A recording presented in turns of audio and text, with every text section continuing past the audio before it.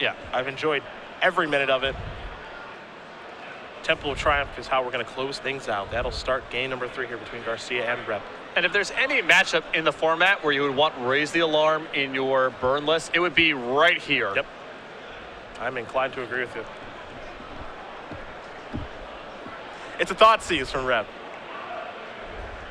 And we will see a grip here. It looks like at least one Stoke, maybe 2. Yeah, it looks like maybe there's a Phoenix. Okay, so Stoke the Flames, the Phoenix. Hey, Boros Charm and a couple of lands. Battlefield Forge, a Sacred Foundry, and a Mutavault. So this is a common play that I see that I dislike out of burn players. Okay. Against Mono Black Devotion, I think with this kind of opening hand, you're supposed to lead with your Mutavault. You're almost certainly going to be able to attack with it on the second turn unless you're playing around Ulcerate or something like that. You don't mind if you get to take some damage yourself setting up your lands in such a way. And I would have tried to go Mutavault on 1, play Battlefield Forge, attack you on 2, Sacred Foundry, Phoenix on 3, and then play the Temple somewhere else down the line. But you can't give up points of damage against Mono Black Devotion. You got to get in what you can get in, and attacking with a Mutavault on the play is a very safe play. Also, you know, with the Temple in turn 1, you're not entirely sure what you're looking for. Yeah, does that hand want... he can be pretty safely assured that he doesn't want lands at that point, but you are right. Is, say, Lightning Strike a card that you want? That really depends on if Peter plays something like Nightveil Spectre. You don't know if that's something you want to top or bottom just yet. Garcia's draw for the turn, I believe, was a copy of War Leader's Helix. But this is the turn to deploy the Phoenix, as he does get on to 18 via Sacred Foundry. And there is the Phoenix. And for 2, I don't think so. BioBlight's going to kill that very quickly. Repp will draw a card here. You saw Nightveil Spectre in his hand. There's Swamp.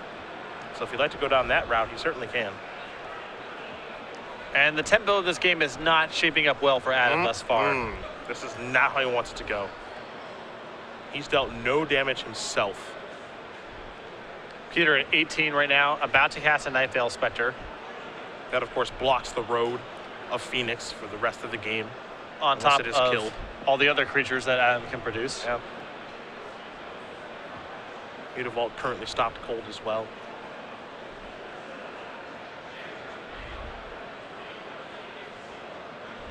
It's a Battlefield Forge.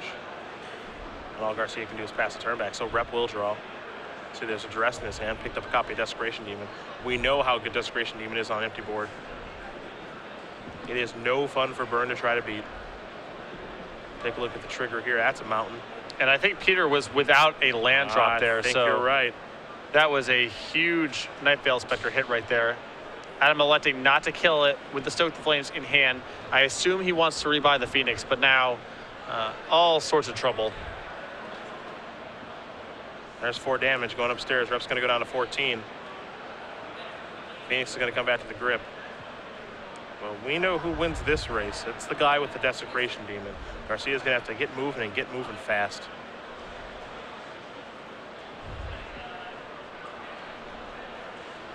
Looks like he does have a copy of Chain of the Rocks in his hand. So that's mighty important.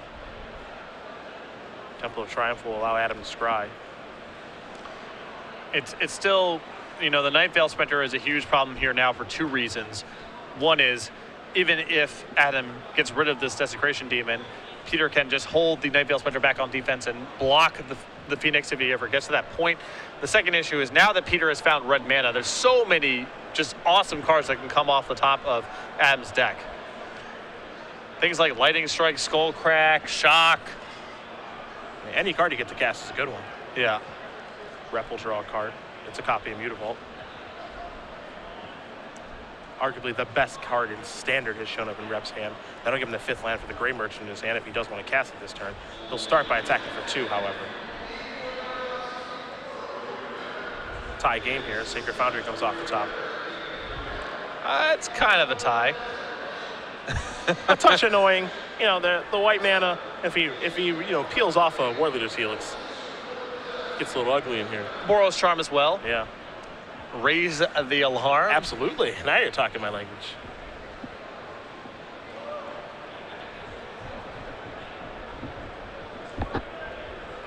See the Duress. The Duress, I imagine, is there to clear the path for the Grey Merchant. Well, at this point, now, Peter has the decision about whether or not he wants to Duress here. He could have played the Mutavault in his hand. wants to get the Sacred Foundry to deploy while his Night Veil Spectre is still alive. Could have chosen to duress there, but he has the ability to do this all next turn. He can duress and then Grey Merchant. Yeah, so I like that play a lot. I do too. I get the other Night Veil in play, especially now that you have 2 red sources of mana and a white source of mana. The top of Adam's deck can be really juicy. Don't forget too. You know, you duress there, you clear the way for the Grey Merchant. You've got 8 devotion. You gain 8 life. It's over. Yeah. The only card you really have to be worried about here is the Skullcrack, and even then, you know, you are winning the damage race as things are currently constructed. Even if you don't get any life, you're probably fine. It's a drain for 8. Yeah. Can't forget about that.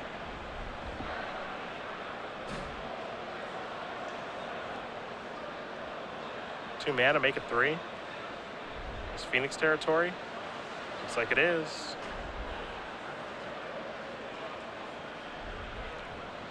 Be surprised to see that thing attack this turn. That's just going to pass the turn back. Repp will untap and take a draw here. He's going to quickly fire off a duress. First order business. See what's going on. Perhaps crack ya? Garcia has one. Now's the time.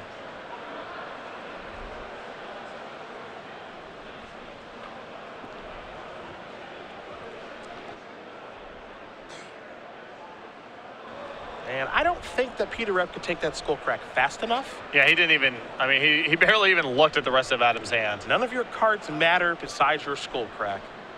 Take that. Play a land, be a Mutavault or a Swamp. Deploy that Grey Merchant.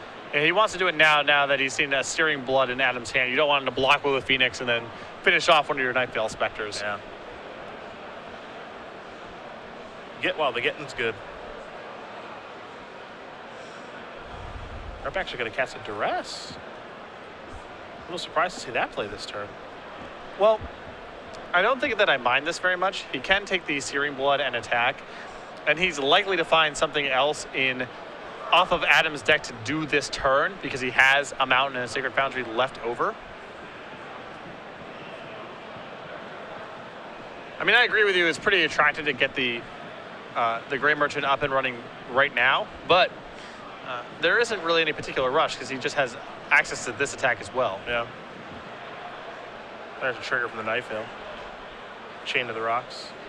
That's on. And now if the Phoenix comes back, well, now you have an answer. Yeah. There's a Mutavault, kick it back. Here is a Searing Blood. So there goes that, and the Phoenix will come back as well. But Repp is clearly okay with these exchanges if he was willing to make them. Yeah. The issue here with not casting the Grey Merchant right now on the turn that we just had is now if Adam draws Skullcrack, it gets a little hairy, right? Yeah, it's certainly an annoyance, I think, if that does happen. Because you're not presenting lethal yourself, even with the Grey Merchant drain. Your drain is smaller. There's an argument for casting the Grey Merchant just that turn just because you know the coast is clear, and that's not a guarantee the next turn. I think a world exists where you just play the Grey Merchant, you don't even attack. Yeah, you can say go. Yeah. There's a Phoenix.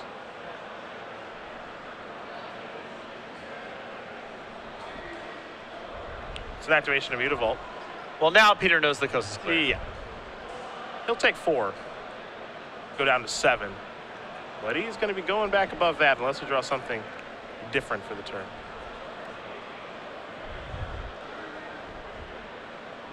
Looks like Mutavaults are going to trade here. I like a block here. Just don't let anything stupid happen. Yeah, no nonsense. Take a draw. There's an attack for 2 very quickly. Trigger from Repp. A lightning strike. Yeah, it's understated, I think. But Night Veil Spectre is really good against burn because it does not take, first of all, 2 3s are good against burn. And secondly, once you have red mana, every Night Veil Spectre hit is just, this is really hard to beat. Yeah. It's an absolute disaster. See Chain of the Rocks play a role in the game. A lightning strike can finish things off. But more importantly, Grey Merchant has resolved. Repp is at 14, Garcia is at 4, and he's left with just 2 cards in his hand. He's basically out of ammo. Spectre great in this matchup. So very good. I feel like the difference between there may be no matchup in Standard where, and possibly including green-white decks, where the difference between Night Veil Spectre and Lifebane Zombie is as distinct as it is against red aggressive decks or burn. There's a Phoenix. Repp will untap. He'll draw a card. For Adam Garcia, I believe this is going to be his last turn of the game. As here is an attack for 2 and 2. Of course, strike to finish you off, and that is going to do it. Peter Repp is going to win this match over Adam Garcia, as his friends do clap in the background, because he is headed to the elimination rounds tomorrow morning.